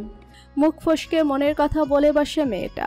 হৃদিত কপালে ভাঁজ ফেলতেই আমতা আমতা শুরু করে, চোখের গভীরতা না বুঝলে আমাকে বুঝবি কি করে? নিজের সর্বোচ্চ দিয়ে ট্রাই করব। মিষ্টি বাচ্চা বউ আমার। আপনি এত ভালো কেন পরীর বাবা? তুই পুচকে তাই। বাচ্চা বউ পালতে হলে ভালো জেন্টলম্যান হতে হয়। আপনি মোটেও ওইটা নন। এ পর্যায়ে এসে হৃদিত ভুরুজোড়া কুচকে তাকায়। মেহেরিমার কথার ইঙ্গিত বুঝেও না বোঝার ভান করে বাম ভুরু কিঞ্চিত উঁচিয়ে জিজ্ঞাসা করে, কোনটা? জেন্টলম্যান। স্টিল জেন্টলম্যান ছিলাম, থাকতে তো দিলি না। এবার না হয় একটু ব্যাড হয়ে দেখাই, কি বলিস? কথা বলেই চোখ টিপে হৃদিত। মেহেরিমা হৃদিতের নগ্ন বুকে আলতো হাতে কিল বসায়। আপনি একটা অভদ্র। Just for you. By the way, Annabella, তোর সাথে ইম্পর্টেন্ট কথা আছে। জি বলুন। মাধু আর বাবার টপিকসে। জলিল শেখ আর মাধবীর প্রসঙ্গ উঠতে মেহেরিমার মনটা খারাপ হয়ে যায়, মুখব্যাব জুড়ে মলিনতা ছড়িয়ে পড়ে। আচ্ছা, ওনাদের মৃত্যু প্ল্যানিং মোতাবেক ছিল। আই মিন, ওগুলো এক প্রকার খুন ছিল। হ্যাঁ জানি, আর এর পেছনে কাদের হাত আছে সেটাও জানি। কে বলেছে? মা। হুম। রিভেঞ্জ নিতে চাস না? পবিত্র রক্তের বদলে নিকৃষ্ট রক্ত নিবি না? যারা তোকে সর্বহারা করে দিল তাদের তুই ছেড়ে দিলেও আমি ছাড়বো না, promise. No compromise. I will take revenge. আপনি রিভেঞ্জ নিলেই তো আমার নেয়া হয়ে যাবে। সর্বদা পাশে পাবেন এই আমিটাকে। মাথার তারগুলো আবার ছিঁড়ে যাবে তো? মেহেরিমা হতভম্ব হয়ে তাকিয়ে রয়। কোনোভাবে কি ওরে তার ছেঁড়া বলল? মুখ ফুটে ঝগড়ার উদ্দেশ্যে কিছু বলতে নিলেই হৃদিতের অধরের আক্রমণে অগত্যা থেমে যেতে হয়। ঘরের দিকে যেতে যেতে একবার হাত ঘড়িতে সময় দেখে নেয় হৃদিত। ভোর 5:05। হাতে এখনও 55 মিনিট সময় আছে। 6টায় জগিং টাইম। তাতে কি, হৃদিতের জন্য 55 মিনিটই যথেষ্ট। এমনিতেও কচি বউটা অসুস্থ, মুখ ফুটে বললেই তো আর বেশি ব্যাড হতে পারবে না। হৃদিত জগিংয়ের জন্য বেরিয়েছে। অমনি কোথা থেকে উড়ে এসে হাজির হয় তাবান তাইফ। ওদের দুজনকে দেখেও তেমন ভ্রুক্ষেপ করে না হৃদিত। দুই ভাই হৃদিতের দুই পাশে ব্যালেন্স মেনটেন করে জগিং করছে, উসখুস করছে কিছু বলার জন্য, তবে সাহসে কুলিয়ে উঠছে না। ওদের দিকে না তাকিয়েই গম্ভীর কণ্ঠে বলে হৃদিত, মেয়েদের মতো ঢং না করে যা বলবি বলে বিদায় হ। এই কথাটার অপেক্ষাতেই ছিল তাবান। পারমিশন পেতেই বড় করে একটা শ্বাস ফেলে ছোট স্বরে আওড়ায়, ভাইয়া, আমি একটা মেয়েকে ভালোবাসি। ভালো কথা। আমি ওকে বিয়ে করতে চাই। Good decision. একটা সমস্যা বেঁধেছে। বলে ফেল। আমি মেয়েটাকে কথা দিয়েছি আজ পরিবার নিয়ে বিয়ের ডেট ফিক্সড করতে যাব। তো যা। হৃদিতের নির্লিপ্ততা দেখে তাবানের কেঁদে দেওয়ার উপক্রম। এই মানুষটাকে ছাড়া যে কিচ্ছুটি সম্ভব না। আর ভাইয়া? এভাবে বলছো কেন ভাইয়া? তুমি ছাড়া ওখানে আমার বিয়ে কখনই সম্ভব নয়। বাবাকে কেউ মানতে পারবে না। তাবানের কাঁদো কাঁদো কণ্ঠস্বর। হৃদিত ওদের চোখের আড়ালেই ক্ষীণ হাসে, মুখমণ্ডল শানিত। Anamika, daughter of retired army officer Mahtabuddin. Taban Taib দুজনেই হতবাক।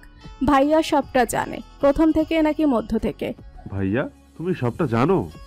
তাবানের অবিশ্বাস্য স্বর। বিয়ে করার ইচ্ছা থাকলে সকাল সকাল আবার মাথা খাওয়া বন্ধ কর।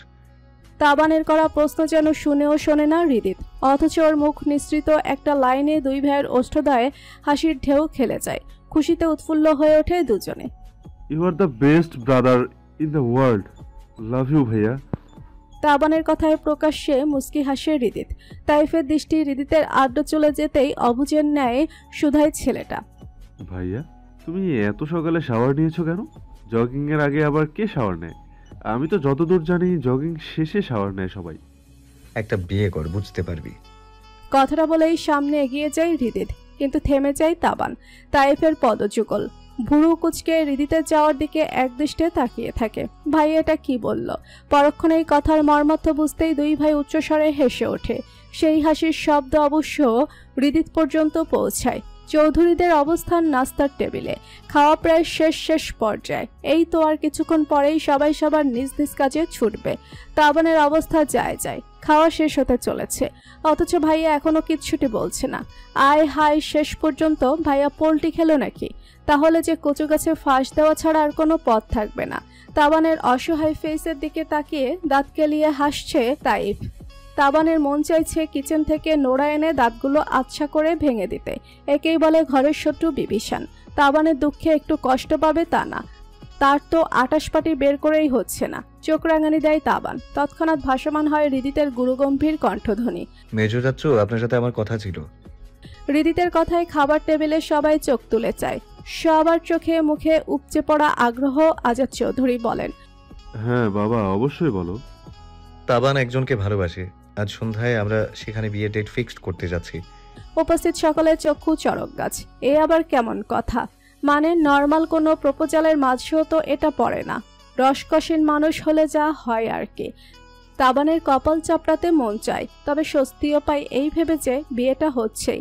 হৃদিত ভাই অলওয়েজ অন ফায়ার, বাবা কখনোই না করতে পারবে না। আচ্ছা বাবা, তবে মেয়েটা কে? তাবানের থেকে জেনে নেবেন। বিয়েটা ওর, আমার না। ফিক্স টাইম সন্ধ্যা 7টা। Everyone will be ready. নিজের কথা শেষ করে বেসিনের দিকে চলে যায় হৃদিত। ফাঁসিয়ে দিয়ে যায় বেচারা তাবানকে। কয়েক মিনিটের মাঝেই বাবা সহ বাড়ির সকলের উৎসুক হাজারো প্রশ্নবাণে জর্জরিত হয়ে ওঠে তাবান। নন স্টপ বকবকানির ঠেলায় পুরুষালী চোয়ালে খানিকটা ব্যথা অনুভূত হয়। তাইফের তো আনন্দে নাচতে মন চাইছে। বেটা বিয়ে করবে আর বাস নিবে না তা কখনো হয়? ইতিমধ্যে মনে মনে বার কয়েক লুঙ্গি ড্যান্স দিয়ে ফেলেছে তাইফ। খুশির এই আমেজে এসেও ত্রিধা উদাসীন। অথচ মেয়েটা একটা সময় কতটাই না হাসি খুশি চঞ্চল ছিল। আর কৌশিক, সে তো এইসবে থেকেও নেই, ডোন্ট কেয়ার একটা ভাব। ডিওর হোমে ইনস্টেন্স ম্যানলি পারফিউমের সুবাসে মুখরিত বদ্ধরুমের প্রতিটা কোণা। হৃদিতের অবস্থান ড্রেসিং টেবিলের সম্মুখে, নিজেকে পরিপাটি করতে ব্যস্ত। পুরুষালী শরীরে ক্যালভিন ক্লেন ব্র্যান্ডের ব্ল্যাক স্যুট টাই জড়ানো, ভেতর থেকে ক্ষণে ক্ষণে হোয়াইট শার্ট উঁকে দিচ্ছে। সিক্স প্যাক বডির সাথে এটে সেটে আছে।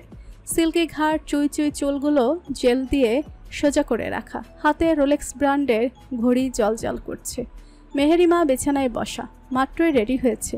ও নিজেও ব্ল্যাক জর্জেট একটা শাড়ি জড়িয়েছে শরীরের সাথে, অবশ্য হিজাব বেঁধেছে। পাত্রের ভাবি বলে কথা, একটু তো বড় বড় ভাব দেখাতে হবে। পরীকে ফিটিং করানো অবস্থাতেই একদৃষ্টে হৃদিতের দিকে চেয়ে আছে মেহেরিমা। নিজের ধ্যান জ্ঞান হারিয়ে জগৎ সংসার ভুলতে বসেছে। ড্যাশিং হ্যান্ডসাম লুক হৃদিতের আজ একটু বেশি সুদর্শন লাগছে মেহেরিমার নিকট। ছেলেদের এত সুন্দর হতে হবে কেন? ইস, কারণ নজর না লেগে যায়। মেহেরিমা দোয়া দরুদ পড়ে দূর থেকে ছুঁড়ে মারে। সেটা কি আদৌ হৃদিত পর্যন্ত পৌঁছেছে? না পৌঁছালে না, মেহেরিমা তো ফু দিয়েছে। এটাই মনের সান্ত্বনা। এখন মেয়েটা চিন্তামুক্ত, কোনো শাকচুন্নি আর নজর দিতে পারবে না। জামাই সুন্দর হওয়ার যে প্যারা, মেহেরিমা সেটা এখন হাড়ে হাড়ে টের পায়। মানুষটা নিজের বিষয়ে বড্ড পরিপাটে, নাকুচু টাইপ, যে সে জিনিসে তার চলে না। এই যে হৃদিতের পার্সোনাল আলমারি থেকে ডিওড্রান্টের পারফিউমের কতগুলো কালেকশন, রোলেক্স ও গুচি ব্র্যান্ডের হাতঘড়িগুলো কিভাবে মেহেরিমার দিকে তাকিয়েছে। পরি হওয়ার পরপরই নিজের জন্য আলাদা আলমারি সিলেক্ট করেছে হৃদিত। অল্প স্বল্প জায়গায় তার পোষায় না এইসব মেহেরিমার কাছে অতিরঞ্জিত বইকি। তবে মুখ ফুটে কিচ্ছুটি বলার অবকাশ নেই। হৃদিতের দিকে তাকিয়ে থাকা অবস্থাতেই মনের মাঝে উদ্ভট কিছু প্রশ্নের আনাগোনা ঘটে। মানুষের অবচেতন মন কখন কোন গ্রহে হানা দেয় বোঝা মুশকিল। আমার সাথে আপনার বিয়ে না হইলে আপনি অন্য কাউকে বিয়ে করে নিতেন? আকস্মাৎ এমন আজগুবি প্রশ্নে হৃদিতের কপালে ভাঁজ পড়ে। ভুরুজোড়া নিজস্ব শক্তিতে কুঁচকে যায়। চোখ দুটো ছোট ছোট করে ফেলে, ঘাড় ঘুরিয়ে পিছু ফিরে চায়। কাকি? তোকেই। কিন্তু আমি তো আপনাকে বাদ দিয়ে বলেছি। তুই ছাড়া আমার জন্য অন্য কোনো অপশন ছিল নাকি? ছিল না। মেহেরিমার আলাভোলা স্বর, সহজ সরল মনে প্রশ্নটা করে হৃদিত মুস্কি হাসে। নিজেকে পরিপাটি করা অবস্থাতেই উত্তর দেয়, পৃথিবীর 820 কোটি মানুষের ভিড়ে আমার অ্যানাবেলা একটাই। আল্লাহ প্রদত্ত যদি আরেকটা অ্যানাবেলা থাকতো তাহলে ঠিকই বিয়ে করে নিতাম। হৃদিত চৌধুরী তার বোকা হরিণীর জন্য পুরো বিশ্বের বিপরীতে অবস্থান করে। কথাগুলো কর্ণধার হতে মেহেরিমার মনটা সুখ সুখ অনুভূতিতে ছেয়ে যায়। অধুর কোণে উকি দেয় প্রাণবন্ত হাসি। হৃদিত নিজেকে শেষবারের মতো আয়নায় পর্যবেক্ষণ করে মেহেরিমার দিকে এগিয়ে আসে। কপালে আলগোছে অদত শুয়ে দেয়। পরি ততক্ষণে গভীর তন্দ্রায় মশগুল। মেহেরিমা আঁকি জোড়া বন্ধ করে নেয়, সেভাবেই বলে, ভাগ্যিস আপনি আমার জীবনে এসেছিলেন। না আসলে কি হতো? একটা সুন্দর জীবন পাওয়া হতো না, আপনাকে পাওয়া হতো না, পরীকে পাওয়া হতো না। তুই একমাত্র, শুধুমাত্র আমার। তুই আমার না হলে পুরো শেখ বংশ জ্বালিয়ে দিতাম আমি। By the way, we are already late, নিচে চল। কথা শেষ করে ঘুমান্ত পরীকে নিজের কোলে উঠিয়ে ওর কুটি চোখে মুখে চুমু বসিয়ে দেয়। অতঃপর সামনের দিকে হাঁটা ধরে হৃদিত। মেহেরিমা ভেঙচি কাটে বের বের করে, মেয়েদের সবচেয়ে 100 ঘন্টা বেশি সময় লাগে রেডি হতে, তাহলে লেট হবে না তো কি হবে? আমি মেয়ে হয়েও ওনার আগে রেডি হয়ে বসে থাকি। আজকাল আমার পেছনে বেশি কথা বলছিস তুই। Be prepared to take punishment at night. মেহেরিমার মুখটা শুকিয়ে একটুখানি হয়ে যায়। ও তো আস্তে করে বলেছিল, তবুও লোকটা শুনে ফেললো। এবার মেয়েটা কই যাবে? আমি সুস্থ পরীর বাবা। তার জন্যই তো মেডিসিন আবিষ্কার করা হয়েছে। ড্রয়ারে পেইন কিলার আছে, খেয়ে নে, বেটার ফিল করবি। ব্যাস, কণ্ঠস্বরের সহিত হৃদিত হাওয়া। মেহেরিমার সামনে তার অস্তিত্ব নেই। মেহেরিমা সময় নষ্ট না করে চটজলদি পেইন কিলার খেয়ে নেয়। নিজের ভালো তো পাগলও বোঝে। ত্রিধা ভয়ে জড়সড় হয়ে ঘরের এক কোনায় ঘাপটি মেরে ফ্লোরে বসে আছে।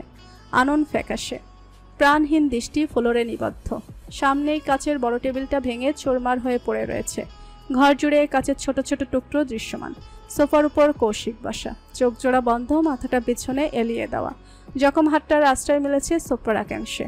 অবলীলায় পড়ে আছে সেথায়, কাটা স্থান বেয়ে চুয়ে চুয়ে রক্তে ঝরছে। এই পর্যায়ে এসে শয্যাতীত যাতনায় ফুফিয়ে কেঁদে ওঠে তৃতা। কান্না শব্দ কর্ণগোচর হতেই কৌশিক নেত্রযুগল মেলে তাকায়। তা ইতিমধ্যে রক্তবরণ ধারণ করেছে, ঠোঁট দুটো একে অপরের সাথে নিগুড়ভাবে লাগোয়া। গম্ভীর কণ্ঠে আদেশ ছড়ে, এদিকে এসো মেয়ে। ত্রিধা ঠায় বসে রয়, ভয়ে এগোনোর সাহস পায় না, মুখটা শব্দ তুলে লাফাচ্ছে। মেয়েটা মাত্রই হাসি খুশি মনে রুমে এসেছিল, অমনি কৌশিক বলে বসে ওদের ঢাকা ব্যাক করতে হবে। একমাত্র ভাইয়ের বিয়ে, আরও থাকবে না, তাই কখনো হয়ে থাকে? ত্রিধা তা না করে দেয়। মুখের উপর ওভাবে না করে দেওয়াতেই কৌশিক মাত্রাতিরিক্ত রেগে যায়। আজ পর্যন্ত কেউ আর কথার পরিপ্রেক্ষিতে না শব্দটা উচ্চারণ করতে পারেনি, আর এই পুচকে মেয়ে সেই দুঃসাহস দেখিয়েছে, যার ফলস্বরূপ এই ঘটনার সৃষ্টি। ত্রিধার মাঝে কোনো নড়চড় না দেখে কৌশিক কপাল কুঁচকায়। মেয়েটা বড় অবাধ্য, পুনরায় রাগ তীর করে বেড়ে যায়। ক্ষুধার্ত সিংহের ন্যায় গর্জন তোলে, ড্যাম ইট, তুমি কাছে আসবে নাকি আমি যাব? আই সোয়ার আমি গেলে তোমার ভালো হবে না। সেই হুঙ্কারে ত্রিধার অন্তরাত্মা কেঁপে ওঠে। তড়িঘড়ি করে উঠে দাঁড়িয়ে এলোমেলো পেয়ে সামনে এগোয়। কৌশিকের ঠিক মুখোমুখি হয়ে দূরত্ব রেখে দাঁড়ায়। থরথরিয়ে কাঁপছে কায়া। কৌশিক বড় বড় শ্বাস ফেলে বার কয়েক। বাচ্চা মেয়েটাকে একদমই ভয় দেখাতে চায় না কৌশিক, তবুও মেয়েটার কাজকর্মে রাগ দেখাতে এক প্রকার বাধ্য হয়। নিজেকে সামলায় সময় নিয়ে। লিসেন, আমাকে রাগাবে না তুমি। আমার রাগ ভালো না, আমি নিজেই সেটাকে ভয় পাই। আমি তোমার কোনো ক্ষতি করতে চাই না। আমি মেয়ে ঘটিত সবকিছু থেকে দূরে থাকতে চাই, অ্যান্ড থাকিও। কোনো কুক্ষণে যেভাবে ফেসে গেলাম। আমার জীবনে সবচেয়ে বড় ক্ষতিটা তো আপনিই করেছেন কৌশিক তালুকদার। আর কি ক্ষতি করার বাকি আছে? কি ক্ষতি করবেন আপনি? মুক্তি চাই আমি আগে ত্রিধা হয়ে বাঁচতে চাই। আমাকে আমার জীবন ভিক্ষা দিন প্লিজ। আপনার পায়ে পড়ি, এই বিষাক্ত বন্ধন থেকে মুক্তি দেন আমায়। ত্রিধার ক্রন্দনরত গলার স্বর। কৌশিক পূর্ণ দৃষ্টি মেলে ওর দিকে তাকায়, কিয়ৎ সময় কাটে, ক্ষীণ হেসে বলে, বেবি গার্ল, তোমার তো কোনো ক্ষতিই করিনি আমি। এখনো ছুঁয়ে দেখিনি তোমায়। ইভেন তোমার মাঝে ডুব দিয়ে শারীরিক প্রশান্তি অনুভব করিনি, যেখানে তুমি শরীয়ত মোতাবেক ও আইনগতভাবে আমার ওয়াইফ। আর তুমি মেয়ে, এই কথা বলছো। মুক্তি শীঘ্রই পাবে। আমার কাজ শেষ হলেই তোমার মুক্তি। তুমি কেবলই আমার দাবার একটা গুটি, যার নিয়ন্ত্রক এই কৌশিক তালুকদার, এর ঊর্ধ্বে কিছুই না। আপনি আমার জীবনটা জাহান্নাম বানিয়ে দিয়েছেন। সবার কাছে আমি খারাপ, দোষ না করেও দোষী। সকলের চোখে আমি নিজের জন্য সর্বোচ্চ ঘৃণা দেখি। এর থেকে মৃত্যু শ্রেয়। মেরে ফেলুন আমাকে। সকলের চোখে নাকি তোমার এই সোকল প্রেমিক পুরুষের চোখে কি জানো নামটাও? তৌসিফ শেখ মেবি। খবরদার, আপনার নোংরা মুখে ওর নাম নেবেন না। আচ্ছা, নিব না ডার্লিং। কৌশিক উঠে এসে ঠিক ত্রিধার সমক্ষে দাঁড়ায়, দৃষ্টিতে দৃষ্টি রাখে। ত্রিধা ভয়ে পিছিয়ে যেতে নিলেই কৌশিক দুই হাতের বেষ্টনী দিয়ে আটকে নেয়। খাটের সাথে মিশে যায় ত্রিধা। ঘৃণায় মুখটা ঘুরিয়ে নেয়, সবটাই লক্ষ্য করে কৌশিক। অধরে বক্রহাসি খেলে যায়। যতদিন আমার সাথে আছো ততদিনই আমি তার সকল কথা শুনতে তুমি বাধ্য, বেবি গার্ল। আই থিঙ্ক আমার ক্ষমতা সম্পর্কে তোমার ছোটখাটো একটা ধারণা এসে গেছে। সো বেশি উড়ো নামে, ভুলে যাও ওই ছেলেকে। এটাই তোমার জন্য মঙ্গলজনক। I don't react, but trust me, I notice everything. রক্তাক্ত হাত দিয়ে ত্রিধার নাকে দীপ্যমান নাক ফুলে আলতো টোকা দিয়ে সরে যায় কৌশিক। পুনরায় সোফায় ঘাঁটি বাঁধে, অধরে কুটিল হাসি এঁটে তাকিয়ে রয়। ত্রিধা বুকে চড়ানো অন্যার কোনো উঁচিয়ে ঘৃণার সহিত বারংবার নাক মুছতে থাকে, যেন পৃথিবীর সবচেয়ে নিকৃষ্ট প্রাণী ওকে ছুঁয়ে দিয়েছে। অস্পষ্ট কণ্ঠে আওড়ায়, আমি আপনাকে ঘৃণা করি কৌশিক তালুকদার। আপনি আমার প্রকৃত সত্তা মেরে দিয়েছেন, জীবন্ত লাশ বানিয়ে দিয়েছেন। আমার হৃদয়ের সবটুকু ঘৃণা আপনার জন্য বরাদ্দ। সবার চোখে আমি নিজের জন্য ঘৃণা দেখে অভ্যস্ত, ওটা আমাকে পৈশাচিক আনন্দ দেয়। আপনি জঘন্য মনের একজন মানুষ। I know darling. ত্রিধা কথা বাড়ায় না, এক পলকে কৌশিকের ক্ষত বিক্ষত হাতের দিকে নজর দিয়ে আশ্রমের উদ্দেশ্যে হাঁটা ধরে। ফ্রেশ হয়ে জলদি নিচে যেতে হবে, সবাই নিশ্চয়ই ওর জন্য অপেক্ষা করছে। অনামিকাদের ড্রয়িং রুমের পুরোটা জুড়ে চৌধুরীদের আনাগোনা। চৌধুরী বাড়ির সকলে উপস্থিত সেখানে। অনামিকাদের 3 জনের ছোট্ট একটা পরিবার। অনামিকা, বাবা মাহতাবুদ্দিন এবং মা শায়লা বেগম। ওনাদের সাথে দুপুরে আরিফ চৌধুরী কথা বলেছেন। আজ রাতে বিয়ে বিষয়ক সবটা পাকাপাকি করে ছোট করে বাগদান সেরে রাখবে, তারপর সপ্তাহখানেক সময় নিয়ে বিয়ের আয়োজন করা হবে, এমনটাই কথা হয়েছে নিজেদের মাঝে। এখন বাকিটা আল্লাহ ভরসা। টেবিল জুড়ে ইলাহি কাণ্ড, সুবিশাল নাস্তার ঠাঁই মিলেছে সেইখানে। মাহতাবুদ্দিনের জোড়াজড়িতে সবাই এক আধবার মুখে তুলেছে। আপাতত বয়স্করা খোশ গল্পে মেতেছে। মেহেরিমা ত্রিধা অনামিকার রুমে আছে, পরীকে নিয়ে, তাই বাড়ির এ মাথা থেকে ও মাথা হেঁটে বেড়াচ্ছে।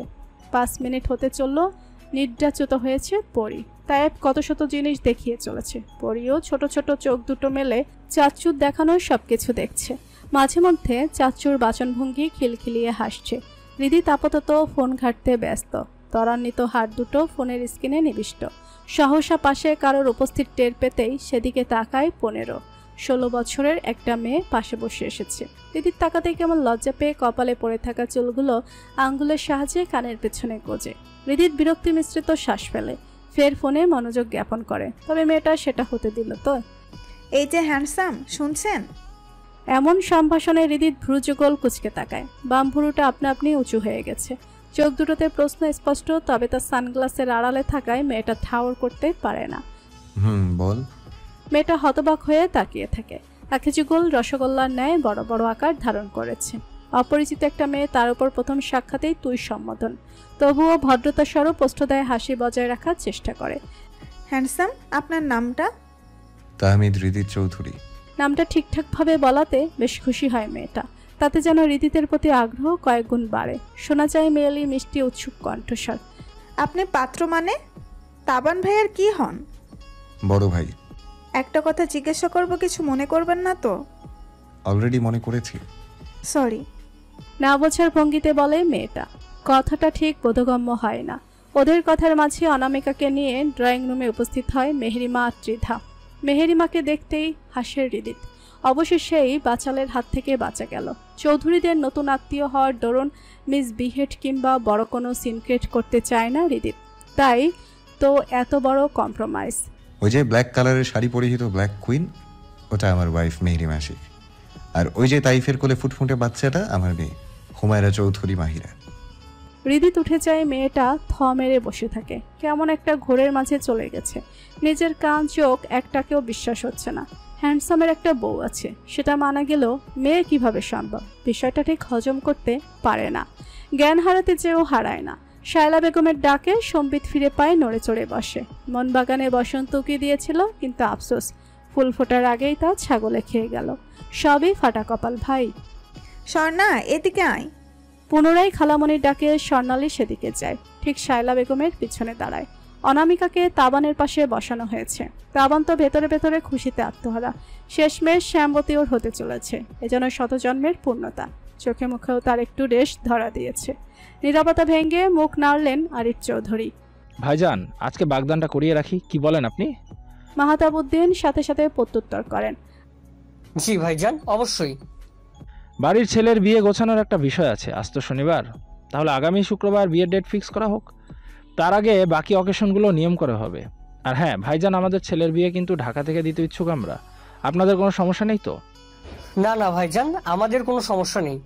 আপনারা যেটা ভালো বোঝেন সেভাবেই আয়োজন করেন। আর মাত্র মেয়েটা আমার, কোনো কিছুতেই যেন ত্রুটি রাখতে চাই না। তাহলে তো হয়ে গেল। এই আয়াস, আংটি দাও। আয়াস আংটি এগিয়ে দেয়। ওদিক থেকে স্বর্ণালী এসে অনামিকার হাতে আংটি দিয়ে যায়। আংটি বদলের পালা। কয়েক মিনিটেই ছোটখাটো একটা হই হুল্লোড় বেঁধে যায়। উপস্থিত সকলের বদনে উপচে পড়া আনন্দের ছিলেক। অনামিকা আর চোখে তাবানের দিকে তাকায়। তাবান আগে থেকেই তাকিয়েছিল।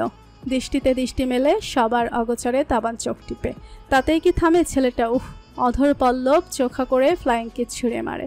অনামিকা লজ্জায় আড়ষ্ট হয়ে চোখ নামিয়ে নেয়। ইতিমধ্যে অনামিকা আংটি পরিয়েছে, এবার তাবানের পালা। যত্নের সহিত অনামিকা আঙ্গুলে আংটি পরিয়ে দেয়। আলহামদুলিল্লাহ ধ্বনিতে বিচলিত হয়ে ওঠে চারিপাশ। কোলাহলপূর্ণ পরিবেশে সবাই যখন মিষ্টিমুখ করতে ব্যাকুল, ঠিক তখন আশেপাশের সবটা চোরা দৃষ্টিতে একবার দেখে অনামিকার সাথে সিটে বসে তাবান। অনামিকার নরম ডান হাতটা নিজের হাতের মুঠোয় পড়ে নেয়। মুখটা কিছুটা এগিয়ে বিড়বিড় করে বলে, আমি কিন্তু আমার দেওয়া কথা রেখেছি শ্যামাবতী। এই যে এই মুহূর্তে আপনার হাত ধরলাম, মৃত্যুর আগ পর্যন্ত এই হাত জোড়ার বিচ্ছেদ ঘটবে না।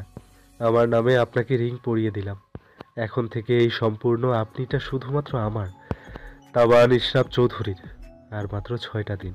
আবারও ওয়ার্ন করছি শ্যামাবতী, আমাকে সহ্য করার মতো মনোবল ক্ষমতা গড়ে তুলুন। আপনি আমার ভালোবাসা দেখেছেন, উন্মাদনা দেখেননি। সহসা অনামিকার কান দুটো গরম হয়ে ওঠে। মুখবয়বে রক্তিমাভা ছড়িয়ে পড়ে। মুখ দিয়ে বেরিয়ে আসে অস্ফুট শব্দগুচ্ছ। এই ঠোঁটকাটা ছেলে, থামুন আপনি।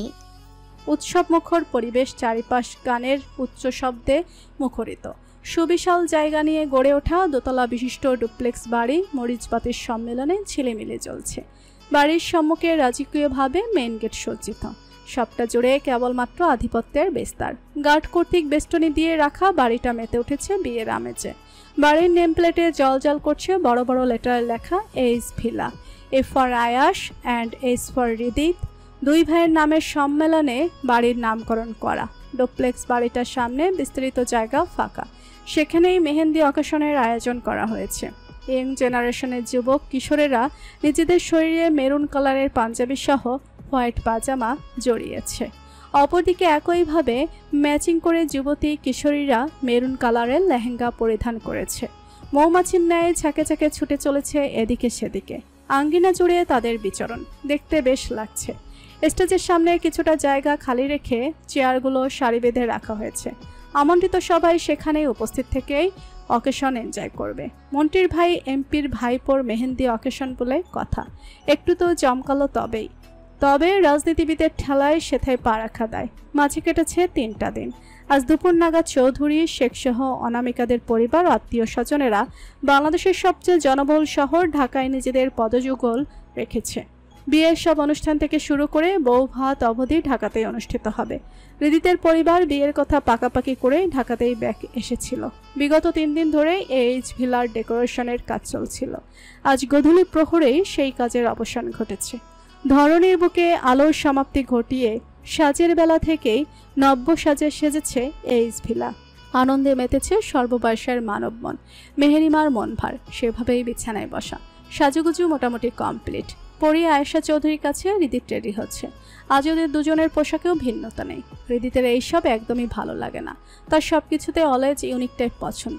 তবে আদরের ছোট ভাইয়ের মেহেন্দি অকেশন বলে কথা। তাবানের অনুরোধ ফেলতে পারেনি বিধে অগত্যা সবার সাথে মিলিয়েই পড়তে হয়েছে। কিন্তু ডিজাইনে ঠিকই পরিবর্তন পরিলক্ষিত। মেহেরিমাকে চুপ থাকতে দেখে হৃদিত নির্বিকার। হৃদিত খুব করে জানে একটু আদর মিশিয়ে কথা বললেই মাথায় চড়ে নাচবে এই মেয়ে। তার থেকে এভাবেই থাকা শতগুণ শ্রেয়। বাইরে অপরিচিত ব্যক্তিবর্গের আনাগোনা মাত্রাতিরিক্ত বলেই মেহেরিমাকে রুম থেকে বের হতে দেয়নি হৃদিত। একবার বের হয়েছিল মেয়েটা, অমনি হৃদিত ধমকে ধামকে ঘরে এনেছে। এর অবশ্য বিশেষ কারণও আছে। মেহেরিমা তো আলাভোলা মানে অতি সাধারণভাবে চলাফেরা করে। নিজের জগৎ ব্যতীত অন্যদিকে তার বিশেষ কোনো খেয়াল থাকে না। কিন্তু রাজনীতিবিদরা আর তাদের চরিত্র বুঝি ভালো হয়। ভালো হলেও তাদের সংখ্যা সর্ষেদানা পরিমাণ হবে কি চোখ দিয়ে গিলে খাচ্ছিল মেহেরিমাকে। আর সেটা হৃদিতের নজরেই আটকেছে। ছেলেটা তখন থেকেই মনে মনে বেশ খানিকটা ক্ষোভ চেপে আছে। আপাতত প্রকাশ করতে চাইছে না, এতটুকুই। তাহলে এই বিয়ে ভাঙা থেকে কেউই আটকাতে পারবে না, সেটা 100% শিওর হৃদিত। সব দিক থেকেই চুপ থাকা আর কি। অপরদিকে মেহেরিমাও রাগ অভিমানের পাহাড় জমিয়ে ফুলে ফেপে আছে। হৃদিত দীর্ঘশ্বাস ফেলে পুনরায় নিজেকে পরিপাটি করতে মনোযোগী হয়। মিনিট 2 পেরোতেই দরজায় নক করেন আয়েশা চৌধুরী। মেহেরিমা উঠে যেয়ে দরজা খুলে দেয়। পরীকে রেডি করিয়ে দে মেহুমা, আমি 10 মিনিট পরে এসে ওকে নিয়ে যাচ্ছি। আয়েশা চৌধুরীর কথার বিপরীতে মেহেরিমা হ্যাঁ সূচক মাথা নাড়ায়। দরজা লক করে এসে পরীকে বিছানায় শুয়ে দেয়। পরীর জন্য সিলেক্ট করা ড্রেস সহ জনসন বেবি পাউডার নিয়ে আসে। সাথে অবশ্যই একটা কালো টিপের পাতাও আনে। ড্রেস পরাতে নিলে সহসা পরী কান্না শুরু করে দেয়। মেহেরিমা ভেবাচেকা খেয়ে বসে। মাত্রই তো ভালো ছিল, হাসছিল, আবার 2 সেকেন্ডের মাঝে এত পরিবর্তন। হৃদিত ভুরু কুচকে তাকায়। বিকাল থেকে এমনিতেই রেগে আছে। এই বেলায় যেন তা দমন করে রাখা অসম্ভব হয়ে দাঁড়ায়। মেহেরিমা পরীকে থামাতে ব্যর্থ। হৃদিতের মেজাজ বিগড়ায়। তোর সমস্যা কোথায় বলতো? তোর কাছে থাকলেই ও এভাবে কাঁদে কেন? গভীর রাগত স্বরে কথাগুলো বলতে বলতে মেহেরিমার পাশে এসে দাঁড়ায়। পরীকে কোলে উঠিয়ে নেয়। বেশ কসরত খাটিয়ে পরীকে থামায় হৃদিত। মেহেরিমা তখনও নিশ্চুপ, কোনো কথা বলে না। মুখটা বেজায় শুকনো দেখায়। হৃদিত নিজেই পরীকে রেডি করাতে উদ্যত হয়। বাচ্চাদের ডাইপারের বেলায় চারিপাশে নজর বুলিয়ে তা খুঁজে পেতে নিরর্থক হয়। আদেশ ছড়ে, ডাইপার এনে দে, এটা চেঞ্জ করতে হবে। মেহেরিমা বাধ্য মেয়ের মতো সবটা পালন করে। লাগেজ থেকে ডাইপার এনে বিছানায় রাখে। বাইরের উদ্দেশ্যে পা বাড়াতে নিলেই ফের শুনতে পায় হৃদিতের গুরুগম্ভীর আওয়াজ। তোকে যেতে বলিনি আমি। আমার অনুমতি ব্যতীত এই ঘরের বাইরে 1 কদম রাখলে তুই হাঁটার অবস্থায় থাকবি না। পা কেটে হাতে ধরিয়ে দেব। কথাগুলো কর্ণধার হতে মেহেরিমা অগ্নিদৃষ্টি মেলে ধরে। হৃদিত সেদিকে পাত্তা না দিয়ে পরীকে একদম ঠিকঠাকভাবে রেডি করিয়ে দেয়। কয়েক মিনিটের মাথায় আয়েশা চৌধুরী এসে পরীকে নিয়ে চলে যায়। 2 মাসের পরই খুব করে বাইরের পরিবেশ চিনে ফেলেছে। তার বদ্ধরম একদমই পছন্দ নয়, তাই তো কিছুক্ষণ আগেই ওভাবে কেঁদে দিল, যেন কেউ ওকে ধরে বেধড়ক মেরেছে। এখন আয়েশা চৌধুরীর কোলে কি সুন্দর খিলখিলিয়ে হাসছে। মেহেরিমা তখনও জ্বলন্ত চোখে তাকিয়ে। হৃদির দরজা আটকে সামনে এগিয়ে আসে, ঠিক মুখোমুখি দাঁড়ায়, দৃষ্টিতে নিগুড় দৃষ্টি স্থাপন করে। বেশ, মেহেরিমা গোলে ক্ষীর, চোখের তেজ শীতল হয়ে আসে। আকিদহের বাসা পরিবর্তন হয়ে যায়, সেখানে খেলা করে অদ্ভুত নাম না জানা কিছু অনুভূতি। হৃদির ডান হাত উঠিয়ে মেহেরিমার ফুলো তুলতুলে নরম গলে রাখে, আঙ্গুল দিয়ে আলতো করে স্লাইড করতে থাকে। আমাকে এত জ্বালাস কেন জান? হৃদিতের আদুরে কথার পরিপ্রেক্ষিতে রাগ দেখাতে অপারগ মেহেরিমা। ফুফিয়ে ওঠে মেয়েটা। নেটে জমে থাকা জলগুলো নিজেদের মতো ঝরে পড়ে। সেভাবেই থেমে থেমে বলতে চেষ্টা করে, আমি মোটেও জ্বালাই না আপনাকে। হৃদির যত্নের সাথে বড় আঙুলের সাহায্যে মেহেরিমার গাল বেয়ে গড়িয়ে পড়া পানিগুলো মুছিয়ে দেয়। তাহলে আমার মাথা খারাপ কে করে? জানি না, আপনি সব সময় আমাকে ধমকান কেন, তবুও কারণে অকারণে। আমার বুঝি কষ্ট হয় না? আমি কি এমনি এমনি ধমকাই তোকে? তুই আমার কথা অবাধ্য হোস কেন? আমি মোটেও অবাধ্য হই না। আমার মতো লক্ষ্মীমন্ত মেয়ে আপনি দুটো পাবেন না। রিয়েলি? তাহলে এখন 1 ঘন্টা একটু গুড গার্ল হয়ে দেখাবি আমায়, কেমন? তাহলে তোর কথা মেনে নেব। মেহেরিমা পূর্ণ দৃষ্টি মেলে হৃদিতের সুদর্শন শানিত মুখমণ্ডল তাকায়। সবটা বুঝতে শুকনো ঢোক গেলে গলনালি বেয়ে ঠান্ডা স্রোত নেমে যায়। কায়া শক্ত অসাড় হয়ে আসে। মুখ ফুটে কিছু উচ্চারণ করতে নিলেই নিজেকে শূন্য অনুভব করে। হৃদিত এক প্রকার ছুঁড়ে মারে বিছানায়। নিজের উপর হৃদিতের অস্তিত্ব উপলব্ধি করতেই মেহেরিমা নিজের শুকিয়ে আসা অধৈর্যরা কিঞ্চিত নাড়ায়।